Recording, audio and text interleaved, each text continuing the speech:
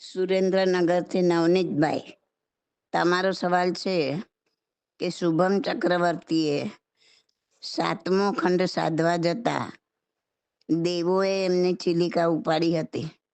દરેક દેવોને એકી સાથે વિચાર આવ્યો કે એક હું ન ઉપાડું તો શું તકલીફ પડવાની છે. એની સાથે દરેક દેવોએ ચિલિકા છોડી દીધી એક સાથે, અને શુભમ ચક્રવર્તી દરિયામાં ડૂબી ગયો.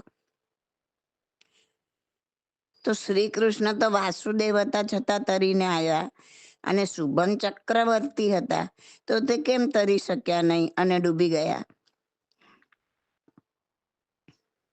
જુઓ નવનીતભાઈ, ચક્રવર્તીનું નિરુપક્રમ આયુષ્ય હોય, એટલે કોઈ પણ પ્રકારનો ઉપક્રમ એટલે કે કારણ લાગવાથી એમનું મોત થઈ શકતું નથી. પહેલા તો સોપક્રમ આયુષ્ય કોને કહેવાય અને નિરુપક્રમ આયુષ્ય કોને કહેવાય તે બરાબર સમજી લો. આપણા આત્મા પર આયુષ્ય કર્મના જેટલા પણ રજકણો કે દલિકો ચોંટેલા છે એને દ્રવ્ય આયુષ્ય કહેવાય. આ આયુ કર્મની રજકણો નિશ્ચિત માપમાં ક્રમશઃ એટલે એક પછી એક આત્મા પરથી છૂટતી પડે છે. એ સંપૂર્ણપણે છૂટી પડતા જેટલો સમય લાગે એને કાળ આયુષ્ય કહેવાય. પડી સમજણ? જો આત્મા પર જેટલા આયુ કર્મના રજકણો ચોંટેલા છે તે દ્રવ્ય આયુષ્ય, અને તે પૂરેપૂરા રજકણોને આત્મા પરથી છૂટા પડતા જે સમય લાગે એને કાળ આયુષ્ય કહેવાય. હવે આ દલિકો પૂરેપૂરા આત્મા પરથી છૂટા પડે ને પછી જ મૃત્યુ થાય. એક પણ રજકણ આત્માને ચોંટેલી હોય ત્યાં સુધી મૃત્યુ થાય નહીં. એનો મતલબ એ થયો કે આ આયુષ્ય દ્રવ્ય આયુષ્ય તો દરેક જણે પૂરેપૂરું ભોગવવું જ પડે, એમાં કોઈ ફેરફાર થાય નહીં. પણ જે કાળ આયુષ્ય છે એટલે કે આયુ કર્મના દલિકોને ખરવામાં જે સમય લાગે છે તે અમુક કારણો લાગવાથી ઓછા સમયમાં પણ ખરી શકે છે.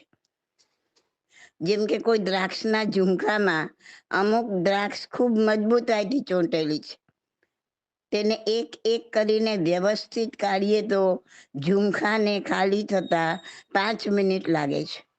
બીજા એક ઝુમખામાં એટલી જ દ્રાક્ષ છે પણ તે ઢીલી ચોંટેલી છે, શિથિલતાથી ચોંટેલી છે, તો ઝુમખાને આમ હલાવવાથી 2 મિનિટમાં બધી જ દ્રાક્ષ એક સાથે નીચે પડી જાય છે. એનો અર્થ એ થયો કે એક સરખી દ્રાક્ષવાળા બંને ઝુમખાને ખાલી થતા એકને 5 મિનિટ તો બીજાને 2 મિનિટ લાગી. એવી જ રીતે આયુષ્ય બાંધતી વખતે જેના આત્માને કર્મના રજકણો શિથિલ ગોઠવાયેલા હોય તેને કારણ લાગતા એટલે કે ઉપક્રમ લાગતા ઓછા સમયમાં ખરી શકે છે, એટલે કે કાળ આયુષ્ય ઘટી શકે છે. એને સોપક્રમ આયુષ્ય કહેવાય. પરંતુ ગમે એવો ઉપક્રમ લાગે છતાં પણ જેના કાળ આયુષ્યમાં કંઈ પણ ફેરફાર થાય નહીં, દ્રવ્ય અને કાળ આયુષ્ય પૂરેપૂરું જ ભોગવાય, એને નિરુપક્રમ આયુષ્ય કહેવાય. આ નિરુપક્રમ આયુષ્ય કોને હોય તો કે દરેક પ્રકારના દેવોને, નારકોને, તીર્થંકરોને, ચક્રવર્તીઓને, વાસુદેવોને, પ્રતિવાસુદેવોને, બળદેવોને, યુગલિયાઓને અને ચરમ શરીરીઓને. ચરમ શરીરી કોને કહેવાય કે જે આજ ભવે મોક્ષે જવાવાળા આ છેલ્લું શરીર એટલે ચરમ શરીર. હવે એમને શરીર ધારણ કરવાનું નથી, તો આ બધાને નિરુપક્રમ આયુષ્ય હોય. એમના આત્માને આયુ કર્મના દલિકો એટલા ગાઢ મજબૂતાઈથી બંધાયેલા હોય છે, એમને દ્રવ્ય આયુષ્ય ને કાળ આયુષ્ય બંને પૂરેપૂરા ભોગવવા જ પડે. ગમે એવા કારણો લાગે તો પણ તેમાં અંશ માત્ર ફેરફાર થાય નહીં. જેના આયુ કર્મના દલિકો ઉપક્રમ લાગવાથી એટલે કે કોઈ કારણ લાગવાથી ફટાફટ ખરી જાય એને સોપક્રમ આયુષ્ય કહેવાય. આપણા બધાનું આયુષ્ય સોપક્રમ પ્રકારનું. તો એવા કયા કયા ઉપક્રમ હોય તો કે અગ્નિથી કોઈ બળીને મરી જાય ને, પાણી કોઈ ડૂબીને મરી જાય, અગ્નિ, પાણી, વિષ એટલે ઝેર, શસ્ત્ર આ પિસ્તોલ, બંદૂક એ બધા શસ્ત્રમાં ગણાય, તલવાર એનાથી મરી જાય ને. પછી અતિહર્ષ, શોક તથા ભય આ 7 કારણથી સોપક્રમ આયુષ્ય તૂટે. બરાબર. જરા વિસ્તારથી સમજીએ તો પત્ની કે પુત્રનું મોત થતા, આઘાત લાગવાથી, ધંધામાં નુકસાન થવાથી આઘાત લાગે, વધારે પડતો આહાર લેવાથી પણ માણસ મરી જાય, બિલકુલ ન ખાવાથી, વધુ પડતું ચાલવાથી, મૈથુન સેવવાથી, રોગ સૂળ વગેરે વેદનાના કારણે, ફાંસો ખાવાથી અથવા તો આપઘાત કરવાથી, વધુ પડતા ઝડપી શ્વાસોશ્વાસ લેવાથી, આ બધા ઉપક્રમ લાગવાથી સોપક્રમ આયુષ્યના દલિકો ઝડપથી ખરી જાય. એક ઉદાહરણથી આ વાત સમજો. ધારો કે એક વ્યક્તિને 70 વર્ષ સુધી ભોગવાય એટલા આયુ કર્મના રજકણો છે. જો એક પછી એક નિયમિત છૂટા પડે તો, પરંતુ 40મા વર્ષે ધંધામાં નુકસાન આવ્યું, જોરદાર આઘાત લાગ્યો અને એટેક આવ્યો, એના કારણે એકી સાથે આયુ કર્મની બધી રજકણો ખરી ગઈ જે હતી એ, અને તે 40મા વર્ષે મૃત્યુ પામ્યો. હજી 30 વર્ષ ભોગવાય એટલી દલિકો 30 મિનિટ કે 30 સેકન્ડમાં પણ ખરી શકે.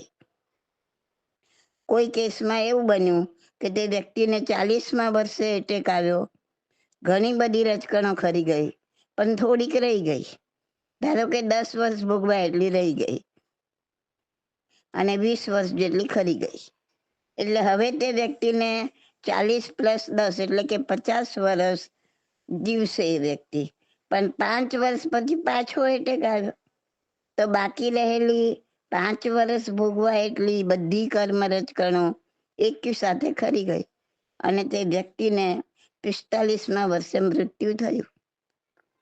તો સોપક્રમ બાંધેલ આયુષ્ય વચ્ચે તૂટવાનું કારણ પણ નિમિત્ત પણ જીવ પરભવથી સાથે લઈને જ આવે છે, નિર્માણ કરીને જ આવે છે, અને એના ઉદય શેષ દલિકો શીઘ્ર ભોગવી પૂર્ણ કરે છે. એટલે એકદમ ઝડપથી ભોગવીને બાકીનું આયુષ્ય, દ્રવ્ય આયુષ્ય પૂરું કરી દે છે. અને નિરુપક્રમીને દલિકો શીઘ્ર ભોગવી લેવા પડે એટલે તરત જ ભોગવી લેવા પડે એવું નિમિત્ત હોતું જ નથી.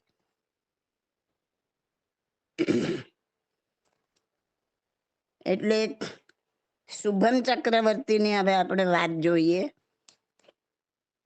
કે શુભમ ચક્રવર્તી નું મૃત્યુનો નિમિત્ત એ સાથે જ લઈને આવ્યા, કેમ કે ચક્રવર્તી હતા એટલે ડૂબીને મરવાનું એનું નિમિત્ત લખાયેલું જ હશે.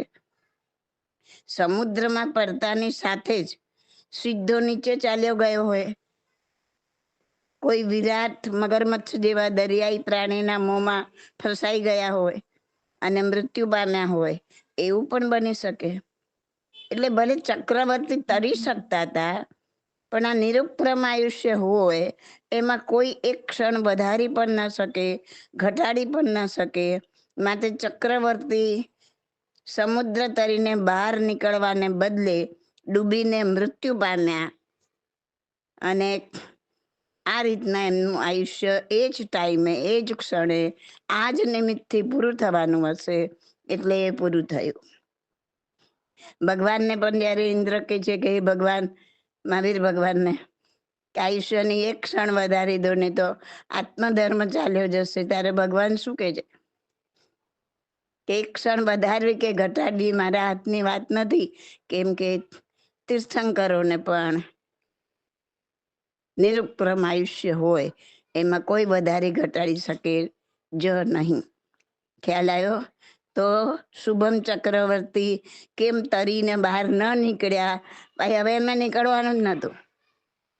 એ જ ક્ષણે એ જ ટાઈમે એમનું આયુષ્ય બંને, દ્રવ્ય આયુષ્ય ને કાળ આયુષ્ય બંને પૂરું થતું હતું. ખ્યાલ આવ્યો? Okay. This audio is by Subodhi Masalia. My contact number is 88500 88567.